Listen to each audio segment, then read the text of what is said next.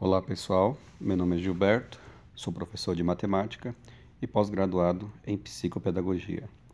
Hoje eu quero falar sobre o jogo Torre de Hanoi, sua história, sua origem, sua lenda. Bom, Torre de Hanoi, o que é o jogo Torre de Hanoi? Ele é um quebra-cabeça que consiste em uma base contendo 3 pinos, em um dos quais são dispostos alguns discos uns sobre os outros, em ordem crescente de diâmetro de cima para baixo. O problema consiste em passar todos os discos de um pino para o outro qualquer, usando um dos pinos como auxiliar, de maneira que um disco maior nunca fique em cima de outro menor em nenhuma situação. Tá? Então, essa é uma das primeiras regras a ser conhecida para quem quer jogar o jogo Torre de Hanoi. Como está abaixo aí essas duas figuras, onde está o sinal com X quer dizer que é a forma incorreta, né? E a outra figura quer dizer que é a forma correta de jogar o Torre de Hanoi. Bom, quanto à quantidade mínima de disco, a Torre de Hanoi, para iniciar uma partida, deve haver no mínimo 3 discos, tá? Bom, a Torre de Hanoi, ela tem sido também tradicionalmente considerada como um procedimento para avaliação da capacidade de memória de trabalho e principalmente de planejamento e solução de problemas. Algumas pessoas adotam o jogo Torre de Hanoi para testes de memória, isso ajuda muito as pessoas. Quanto à sua origem, existem várias lendas a respeito da origem do jogo. A mais conhecida diz respeito a um templo hindu situado no centro do universo. Diz-se que Brahma supostamente havia criado uma torre com 64 discos de ouros e mais 2 estacas equilibradas sobre uma plataforma. Brahma ordenara-lhes que movesse todos os discos de uma estaca para outra, segundo suas instruções. As regras eram simples. Como eu disse anteriormente, apenas um disco poderia ser movido por vez e nunca um disco maior deveria ficar por cima de um disco menor.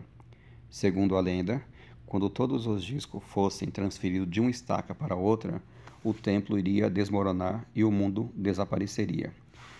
Quanto a isso, não ficou claro se o Lucas inventou essa lenda ou se foi inspirado por ele, tá? Quanto a isso aí não tem como se provar. Existem também muitas variações sobre essa lenda. Por exemplo, em algumas narrativas, o templo é um mosteiro e os sacerdotes são os monges.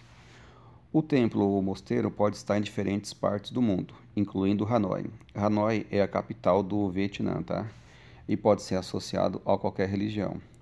Em algumas versões, são introduzidos outros elementos, tais como o fato de a torre foi criada no início do mundo, ou que os padres ou os monges podem fazer apenas uma mudança por dia.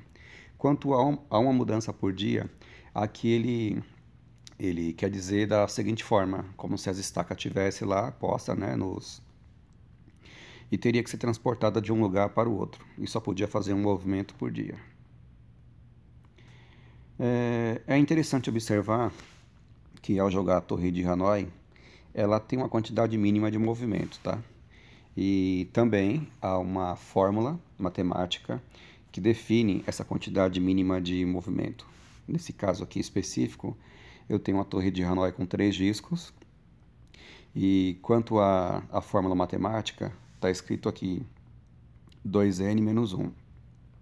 N quer dizer o que? A quantidade de disco, tá?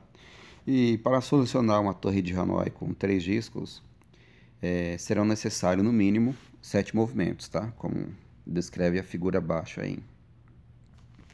E é claro, tem a Torre de Hanoi com 4 discos, com 5, com 6.